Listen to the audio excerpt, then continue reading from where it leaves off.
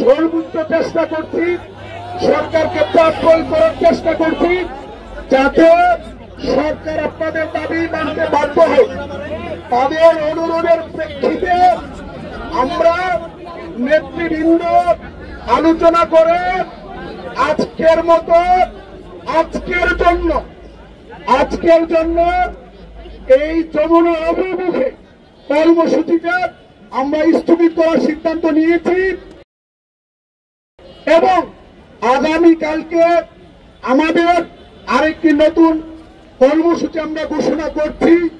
সেটি হচ্ছে আমাদের 24 ঘন্টা লাগাতার অবস্থান কর্মসূচি অব্যাহত থাকার পাশাপাশি আগামীকাল দুপুর 2টা থেকে আমরা অনশন শুরু করব ইনশাআল্লাহ।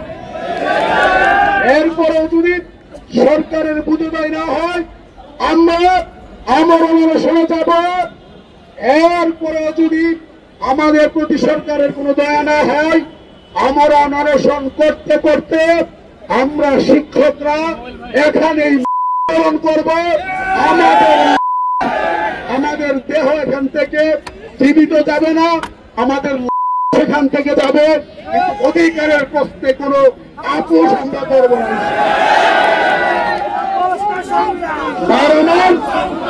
আপনাদেরকে ধৈর্য ধারণ করে সুশৃঙ্খল ভাবে আন্দোলন চালিয়ে যাওয়ার জন্য অনুরোধ করে আজকের মতো আমাদের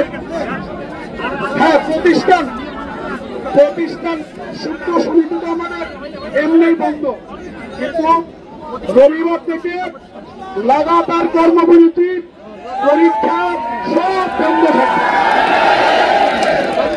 সকল শ্রেণী কার্যক্রম দাবি না টানা পর্যন্ত আমরা শ্রেণীকক্ষে যাব না।